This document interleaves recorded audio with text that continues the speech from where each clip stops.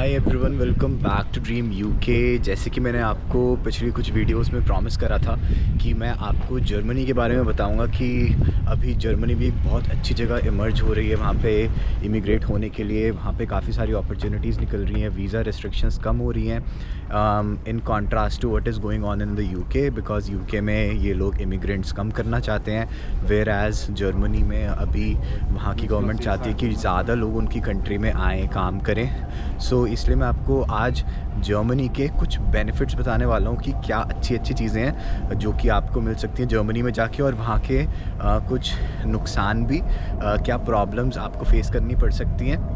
But आप सोचोगे कि मैं इस टॉपिक पे वीडियो क्यों बना रहा हूँ, बिकॉज़ मैं तो यूके में रहता हूँ, मेरे चैनल का नाम ड्रीम यूके है, तो ये जर्मनी अचानक से कहाँ से आ गया।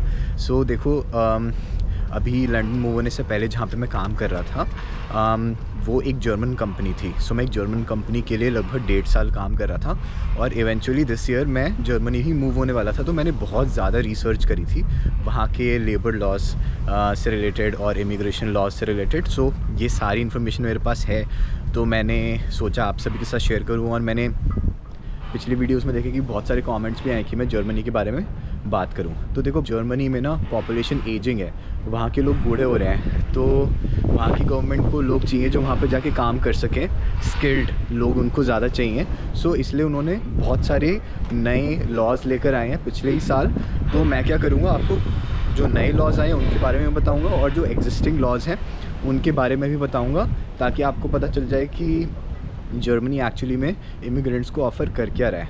सो सबसे बड़ी जो अनाउंसमेंट लास्ट ईयर करी थी वो था कि अपॉर्चुनिटी कार्ड को लॉन्च करा था। तो अपॉर्चुनिटी कार्ड बेसिकली एक तरह का वीज़ा है जो कि आप लेके जर्मनी जा सकते हो, और 1 साल तक जर्मनी में जाके जॉब ढूंढ सकते हो। सो आपको जर्मनी जाने के लिए कोई जॉब ऑफ़र नहीं चाहिए। 1 साल आप जर्मनी जाओ, वहाँ पे जाके जॉब ढूंढो, और जब तक जॉब नहीं मिलती आप 20 घंटे पर वीक पार्ट टाइम भी कर सकते हो अपने आप को सपोर्ट करने के लिए। और इसके लिए आपको मिनिमम फ़ंड शो करने होते हैं कुछ 10-11 लाख रुपए, और entry requirements are very basic. आपके पास यूनिवर्सिटी डिग्री होनी चाहिए, और इंग्लिश का B2 लेवल होना चाहिए, जर्मन का A1 लेवल होना चाहिए। बट इसके बारे में आप और रिसर्च कर सकते हो ऑनलाइन। जो नेक्स्ट बेनिफिट है वो है PSW। ऐसा नहीं है कि जर्मनी में मास्टर्स करने के बाद आपको घर जाना पड़ता है या फिर आपको PSW नहीं मिलता। जर्मनी में भी 18 महीने का PSW मिलता है। ये 24 महीने जितना लंबा नहीं है, बट फिर भी 18 मंथ्स का आपको PSW मिलता है, जिसके बाद आप एक वर्क परमिट पे ट्रांसफ़र हो सकते हो, जहाँ से आपको रेजिडेंट परमिट मिल जाता है और आप जर्मनी में रह के एक जॉब कर सकते हो। नेक्स्ट पॉइंट ये है कि जर्मनी में जो स्पॉन्सरशिप कॉस्ट होती है वो बहुत कम होती है। टेक्निकली यूके में जैसे वीज़ा स्पॉन्सरशिप का कॉन्सेप्ट है, जर्मनी में ऐसा कोई कॉन्सेप्ट है नहीं। यूके में कंपनी के पास स्पॉन्सरशिप लाइसेंस होना चाहिए, उनको उसके लिए पैसे देने पड़ते हैं लाइसेंस के लिए। फिर कॉस्ट लेटर जनरेट करने के लिए उनको इमिग्रेशन स्किल चार्ज पे करना होता है, और बहुत सारी फ़ीस होती हैं। हेल्थ सरचार्ज होता है, एप्लीकेशन फ़ी होती है। तो कुल मिला के स्पॉन्सरशिप की कॉस्ट 5-6 हज़ार पाउंड आ जाती है for 3 years. Where as for Germany आपको 200-300 यूरोज़ में बस वीज़ा एप्लीकेशन करनी है, और कंपनी के पास ऐसा भी कुछ नहीं है कि उनके पास स्पॉन्सरशिप लाइसेंस होना चाहिए, कुछ होना चाहिए। जर्मनी में जॉब मिलना, वर्क परमिट मिलना is not as hard as UK from the point of view of rules and regulations. अगला जो पॉइंट है कि जर्मनी में ना एक ब्लू कार्ड कैटेगरी होती है, एक तरह का वर्क परमिट होता है, और इसको लेने के लिए ना आपकी एक मिनिमम सैलरी होनी चाहिए। अब इसके 2 बेनिफिट्स होते हैं। तो पहले मैं आपको सैलरी बताता हूँ। तो जो शॉर्टेज ऑक्यूपेशन लिस्ट में जो कुछ जर्मनी की हैं ऑक्यूपेशन, जिसमें IT तो आता है, हेल्थ केयर भी आता है, और भी शायद कुछ जॉब्स हैं वो आती हैं। तो अगर आप 41 यूरोज़ अर्न कर रहे हो तो आपको ब्लू कार्ड मिल सकता है। और ऐसे ही बाकी सारे प्रोफेशंस, अगर आप 45,300 यूरोज़ अर्न कर रहे हो तो आपको ब्लू कार्ड मिल सकता है, जो कि अभी रिड्यूस हुआ 58,600 समथिंग से। अब देखो ब्लू कार्ड के फ़ायदे, अगर आपके पास ब्लू कार्ड है ना, तो आपको 21 मंथ्स में जर्मनी की PR मिल सकती है, जिसको ये लोग बोलते हैं सेटलमेंट परमिट, ठीक है। और अगर आपके पास ब्लू कार्ड होता तो ब्यूरोक्रेटिक काम भी बहुत कम हो जाता है जर्मनी में, जो कि मैं आपको बताऊंगा होता क्या है। अब आप कहोगे कि 21 मंथ्स में PR कैसे? तो उसकी एक बहुत बड़ी रिक्वायरमेंट ये भी होती है कि आपके पास B1 लेवल जर्मन भी होनी चाहिए। अब आप कहोगे यार जर्मन सीखनी पड़ेगी, ये तो बहुत मुश्किल है, B1 तो मुश्किल होता है सीखना। लेकिन अगर आपके पास A1 लेवल जर्मन भी है, A1 सबसे एलिमेंट्री लेवल जर्मन होती है, स्टार्टिंग लेवल, बेसिक लेवल जो होता है, और वो 3 से 4 महीने में आप क्लियर कर सकते हो सीख के। वो बहुत बेसिक होता है, बिल्कुल स्टार्टिंग लेवल। तो आपको 27 मंथ्स में PR मिल सकती है अगर आप एक ब्लू कार्ड होल्डर हो। इसी के साथ साथ जो ब्लू कार्ड होल्डर्स होते हैं वो अपने फैमिली को भी जर्मनी में लेकर आ सकते हैं as per recently announced family reunification visa. तो अगर आप ब्लू कार्ड होल्डर हो और आप 1 मार्च 2024 के बाद अपनी फैमिली को बुलाना चाहते हो तो उनके लिए भी एक लॉन्ग टर्म वीज़ा आप सीधा अप्लाई करवा सकते हो, उनको शेंगन वीज़ा अप्लाई करने की ज़रूरत नहीं पड़ेगी। सो ये भी एक बेनिफिट है। इसके बाद अगर यूजुअली जो PR का रूट होता है वो 5 इयर्स का होता है, बट ब्लू कार्ड वालों के लिए ये कम है। और इसके साथ साथ एक बहुत बड़ी अनाउंसमेंट ये भी हुई थी कि स्प्रिंग 2024 में ये नया रूल लेकर आने वाले हैं जिसके वजह से आपको जर्मनी में सिटीज़नशिप मिल सकती है 3 से 5 साल में। अगर आपके पास बहुत अच्छी लैंग्वेज स्किल्स हैं तो आपको 3 साल में भी मिल सकती है, नहीं तो 5 साल में भी आपको सिटीज़नशिप मिल सकती है, जो कि 8 साल से कम करा गया अभी रिसेंटली। और स्टूडेंट्स के लिए भी एक अच्छी अनाउंसमेंट करी थी कि स्टूडेंट्स जर्मनी में 140 डेज़ फुल टाइम काम कर सकते हैं और 280 डेज़ हाफ डेज़ काम कर सकते हैं पार्ट टाइम। और ये इंक्रीज़ हुआ था अभी रिसेंटली 120 डेज़ एंड 240 डेज़ से। और इसके साथ साथ एक और मेरे को जर्मनी की बहुत अच्छी चीज़ लगती है कि वहाँ के जो लेबर लॉज हैं वो काफ़ी ज़्यादा स्ट्रॉन्ग है।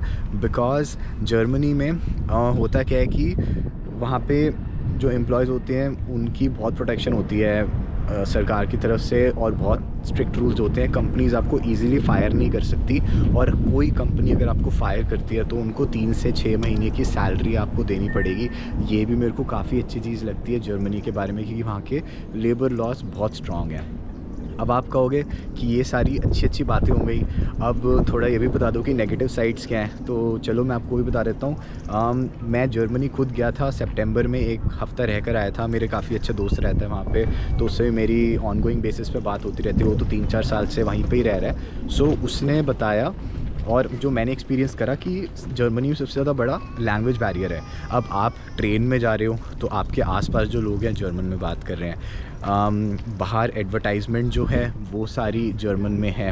अगर आप YouTube देख रहे हो जो एड्स आ रही हैं वो सारी जर्मन में हैं।